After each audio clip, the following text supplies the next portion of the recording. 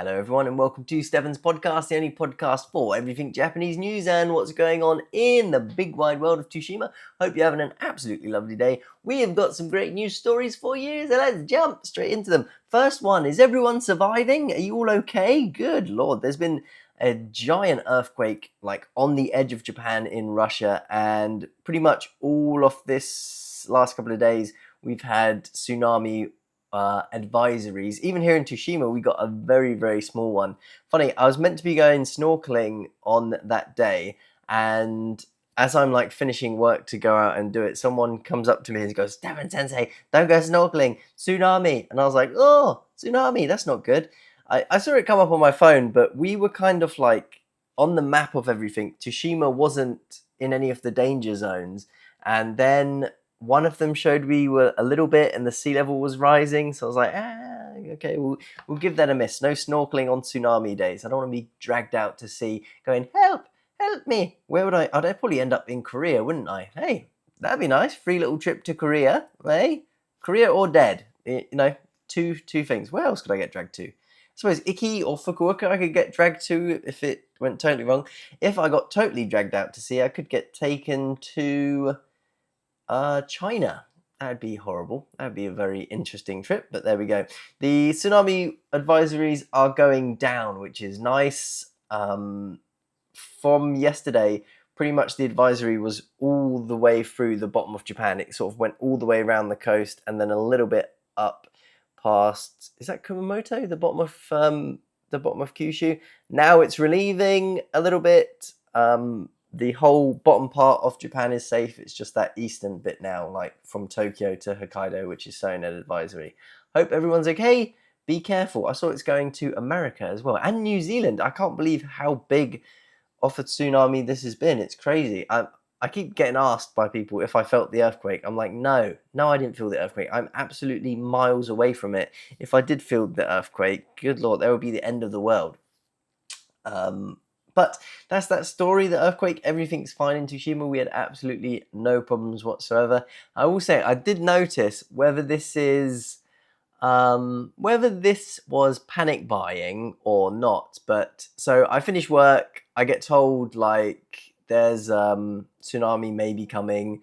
Be careful. Blah blah blah. So I go into the supermarket because I was going to go in there anyway, and the supermarket's full of people. Far more full of people than it normally is at that time. So I was just going, oh, people panic buying a little bit. Is this what panic buying looks like in Japan? Funny enough, I didn't have any petrol in my car. And where the petrol station is, it's not too far away from my house, but it is literally on the coast's edge. So I went and got fuel and I just kept looking at the sea being like, not now, please not now. Not now, not while I'm getting fuel, please. Also, do you know what I love about Japan? Is going to the petrol station, right?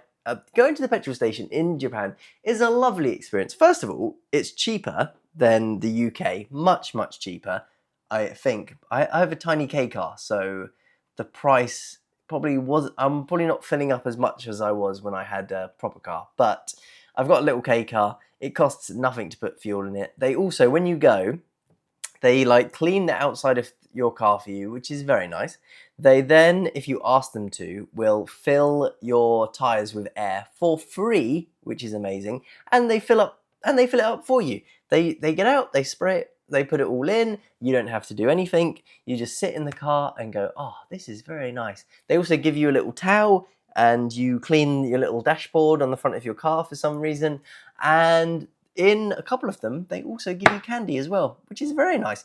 In fact, one of the petrol stations I used to go to was run by one of my students' parents, or they worked there or something. And every time I'd go in there, they would give me candy. So I used to prioritize going to that one over anywhere else in the island just because I was given free candy. And I like that very much. Now, next news story for you is we've got two fun stories. I'm going to read one of them because this made me laugh because I've done it and I just think it's so easy to do. A study finds that 213 people have died in Tokyo caused by improper AC use. So what they're doing is in the summer where it's hot, it's so hot right now. It is crazy in Japan. It's unbearably hot. I've got my AC running. It's pretty much running 24/7 when I'm in here. The only time I don't use it is when I'm sleeping because I find it really hard to sleep with the AC on. But 213 people have died from using their AC improperly. So what they're doing, generally older people, they're getting their AC, switching it on, and accidentally putting it on heating mode. So they're sitting there in their apartments going, oh God, it's so hot. Why is it so hot? I've got my AC cranked up to 20. It doesn't make any sense why it's so hot. And the AC is also pumping out heat into them. And then they just die, which is crazy. It's only funny because I have accidentally done this in the summer once. I put the heating on, and not because I am a stupid gaijin who can't read the buttons. I just pressed the wrong buttons. I do it all the time as well. Let me show you something. I'm gonna get my AC remote here. So as you can see, all the buttons very, very close together. That's hot, that's cold, that is like fan, and that is dry. So it makes nice, clean, dry air, which you want in the winter. I do this all the time. Sometimes on the AC, I want it more powerful and I want more like wind blowing, and I'll accidentally put the wind setting on and not the cold setting. So I've done it all the time. It's very easy. The buttons are so close together. I mean, I get it. I'm a little bit stupid, but yeah, I just love the idea of an old person sitting there going, why is it so hot? It's so hot, Japan. I hate Japan. It's too hot. I want to go to the Arctic. And then they look at the AC and go, oh God, I've had the heating on all this time. I'm sweating for nothing. But that's it. If you come to Japan, make sure you know your buttons. I'm very glad that they've color coded my AC. I got blue, green, red, and grey. And I just press the blue.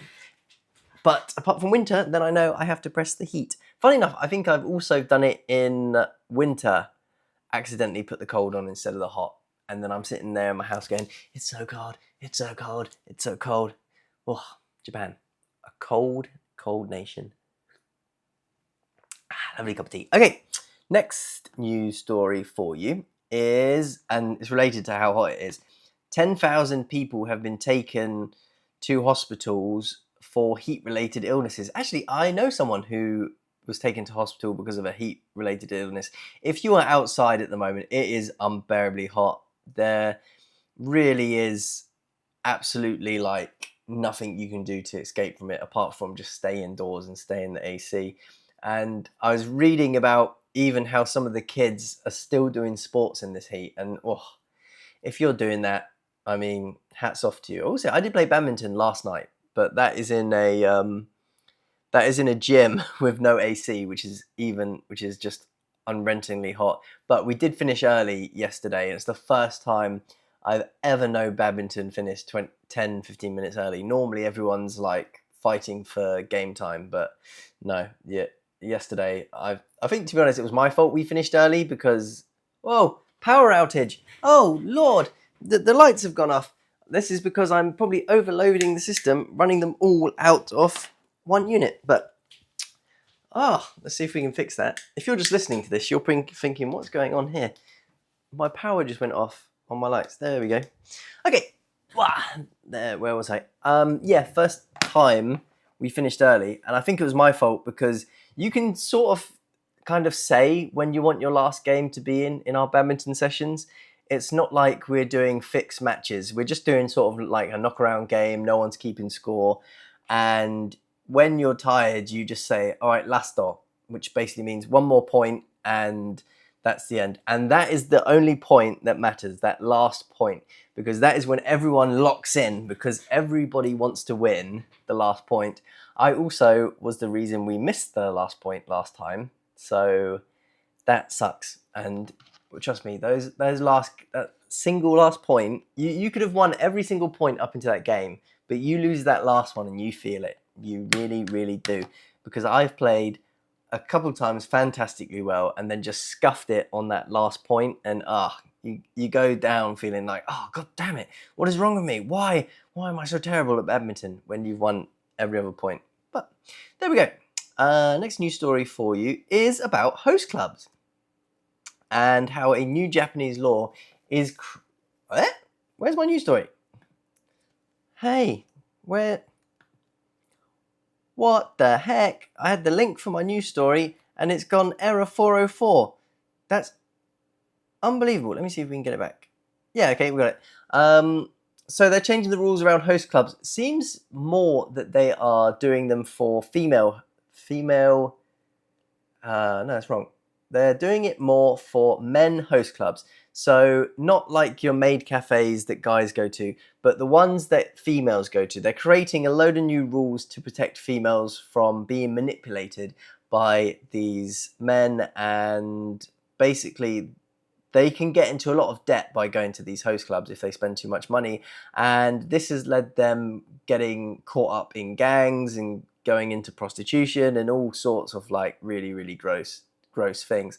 So the government now is trying to put protections in for this. When it happens to the guys, no one gives a fuck. But when it happens to the women, oh baby, that's when things become a problem. I have never been to a maid what they call host. What's a female host bar? Maid cafe or girls bar? I've never been to a girls bar. I never want to go to a girls bar. I do not see the point in paying to just talk to a woman when you can just go to any other bar in Japan, sit down, and then you'll have a natural conversation with someone. I get it, they're a little bit nicer to you, but I mean, I hear horror stories of being like, yeah, I just spent like $500 in a girls' bar, and I'm like, why?